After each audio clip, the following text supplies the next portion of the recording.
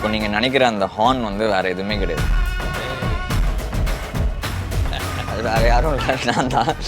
Jailer unlocked super star Rajinikanth അഭിനയിച്ച mega block buster ചലച്ചിത്രം ജയിലറിന് പിന്നിലെ കഥ സബ്ടൈറ്റിലിനോടൊപ്പം നിങ്ങളുടെ സൺ നെക്സ്റ്റിൽ മാത്രം കണ്ടാസ്വദിക്കാം. ഇപ്പോൾ തന്നെ ആപ്പ് ഡൗൺലോഡ് ചെയ്യൂ. എന്റെ കല്യാണക്കാര്യത്തെ കുറിച്ച് സംസാരിച്ചപ്പോ നിന്റെ മനസ്സിന് ഇഷ്ടപ്പെട്ട ആളായ മാത്രം മതി എന്നാണ് അന്ന് അച്ഛൻ എന്നോട് പറഞ്ഞിരുന്നത്.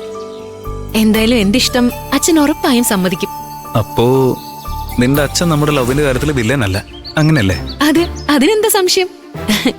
ഞാൻ എന്തായാലും ഇന്ന് തന്നെ ഈ കാര്യത്തെ കുറിച്ച് അച്ഛനോട് പറയാൻ പോവാ. എന്താ ഇന്ന് തന്നെയാ? ആ, ഇന്ന് തന്നെ പറയും. എന്തേ? അല്ല, കുറച്ച് സമയമെടുത്ത് പറഞ്ഞാ പോരെ? അച്ഛൻ എന്തായാലും ഓക്കെ പറയുന്നുള്ള കാര്യത്തിൽ സംശയമില്ല. പിന്നെ എന്തിനാ വെയിറ്റ് ചെയ്യുന്നേ? അതും കറക്റ്റ് തന്നെയാ.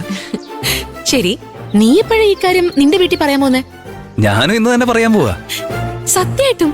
പിന്നല്ലാതെ. ഈ 10 ലക്ഷം രൂപ തനിക്ക് വേണ്ടാന്ന് പറഞ്ഞു എന്ന് ഞാൻ അവരോട് പറയും. ഭയങ്കര സന്തോഷമായിരിക്കും അമ്മയ്ക്ക്. അപ്പോ നമ്മുടെ കാര്യം? അതിന് കുറച്ച് സമയം എടുക്കുന്നേ. അതെന്താ? മാഡം, നിങ്ങളുടെ പോലെ പറഞ്ഞ ഉടനെ എല്ലാം സമ്മതിക്കുന്ന വീട്ടുകാരല്ല എന്റേത്. കുറച്ച് പ്രശ്നങ്ങളുണ്ട് അവിടെ. എന്ത് പ്രശ്നം? ചേച്ചിയുടെ കല്യാണം ആദ്യം നടത്തണം. പിന്നെ വീടൊന്ന് സെറ്റിൽ ആക്കണം.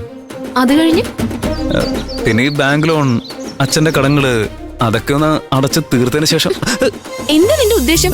താനിങ്ങനെ ടെൻഷൻ അടിക്കാതെ, ഈ പറഞ്ഞ കാര്യങ്ങളൊക്കെ എത്രയും പെട്ടെന്ന് തീർത്തിട്ട് ഞാൻ ഈ കാര്യം പറഞ്ഞോളാം. അപ്പോ ഇതൊക്കെ കഴിഞ്ഞിട്ടേ നീ വീട്ടിൽ പറയുള്ളൂ അല്ലേ? ഡെഫിനറ്റ്ലി.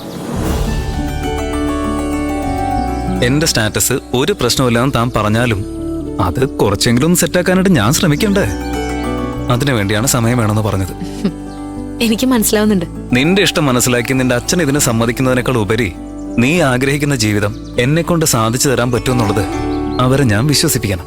അതാണ് എനിക്ക് ഏറ്റവും പ്രധാനം. കൊള്ളാലോ, സാർ അങ്ങനെയൊക്കെ ആലോചിക്കുന്നുണ്ടല്ലേ? പ്രേമൊക്കെ മനസ്സിൽ തോന്നി തുടങ്ങി ഇതുപോലെയൊക്കെ ആലോചിച്ച് തുടങ്ങണ്ടേ? നീ വെറുതെ ടെൻഷൻ ആവണ്ട.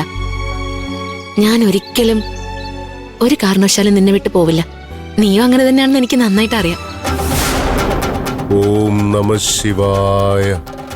ഓം നമഃ ശിവായ.